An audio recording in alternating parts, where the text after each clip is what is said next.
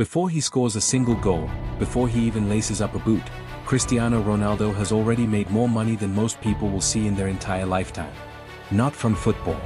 From an empire.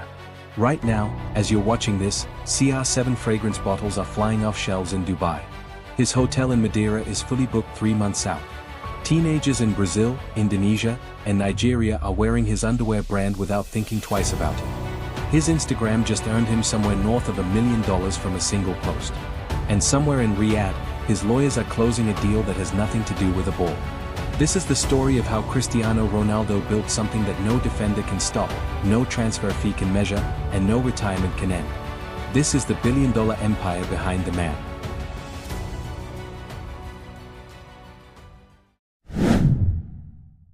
Let's start with a number.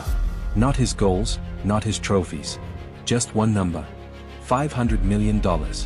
That's the rough estimate of Cristiano Ronaldo's total net worth as of today. But here's what makes that number insane. It's not a footballer's salary stacked up over the years. A huge chunk of it comes from businesses he built while he was still playing. While other players were spending, Ronaldo was constructing. And it didn't start that way. When he arrived at Manchester United as a skinny 18-year-old from Madeira, he had almost nothing. His family didn't have money. His island didn't have connections. What he had was a hunger that most people confuse for arrogance, but people who actually know him call it obsession. That obsession didn't just make him the best footballer alive. It made him study something that most athletes never bother to learn. Business. He watched how the clubs he played for made money off him: jersey sales, sponsorships, global marketing. He watched how brands like Nike turned athletes into billboards and paid them fractions of what the actual value was.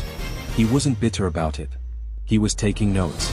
By the time he left Real Madrid in 2018 with 4 Champions League titles and 1 Ballon d'Or short of 5, he wasn't just thinking about football anymore. He was thinking about what comes next. And he had already started building it. Here's the thing about CR7. It's not a clothing brand. It's not a fragrance line. It's not even a hotel chain. It's a feeling. The feeling of being the best version of yourself. Disciplined. Attractive. Relentless. Aspirational. Ronaldo understood something that takes most entrepreneurs years to figure out. People don't buy products, they buy identity. And he had built one of the most recognizable identities on the planet just by playing football. So when he launched CR7 in 2013, starting with underwear, of all things, people laughed. An athlete selling underwear? Sure. Whatever. That first underwear collection sold out in hours. Because it wasn't really underwear. It was a piece of him. A way for someone in Jakarta or Cairo or Sao Paulo to feel connected to the most famous athlete in the world. The product almost didn't matter. The logo did. The image did. The name did. From there, he moved fast. CR7 fragrance launched and immediately became one of the best-selling celebrity scents in Europe. Not because it smells revolutionary, but because it smells like something. And that something was him. Power. Confidence. Money you've earned. Then came CR7 denim. CR7 footwear. CR7 eyewear. CR7 shirts, suits, accessories. Each product line wasn't designed to compete on quality alone, it was designed to carry the brand forward. To keep the name in stores, on shelves, in people's homes. And here's what makes it smart. He didn't just license his name and cash the check. He took equity stakes. He built ownership. He made sure that when CR7 fragrance sold 1 million units, the money came back to him as a shareholder, not just as a face. Today, the CR7 brand ecosystem generates an estimated $100 million or more per year in revenue. Across fashion, fragrance, and lifestyle products. And growing. That's not an athlete's side hustle. That's a corporation. Let's talk about his phone for a second. Cristiano Ronaldo is the most followed person on Instagram in the history of the platform. As of right now, we're talking over 600 million followers. That's not a typo. 600 million. More than the entire population of Europe. And every single one of those followers is an asset. Each sponsored post Ronaldo puts on Instagram earns him somewhere between $2 million and $3 million per post. Some estimates go higher.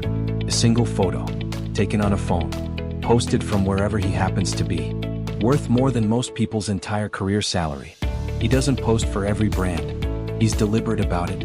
Nike, Herbalife, Clear Shampoo, PokerStars, Binance at various points, brands don't just pay him to promote a product. They pay him for access to the most engaged audience of any individual human being on the internet. But here's the angle most people miss. Ronaldo doesn't just monetize Instagram from brand deals. He uses it to build his own brands.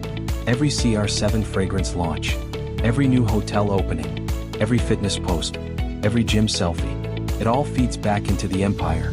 His personal feed is also his most powerful marketing channel, one that costs him nothing to run and reaches more people than most television networks. He has essentially built a media empire on top of a fashion empire on top of a hospitality empire, all held together by one singular, irreplaceable asset: his face.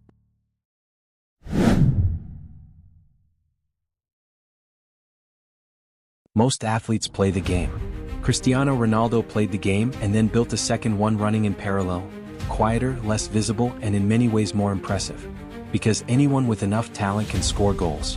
History is full of footballers who could do that.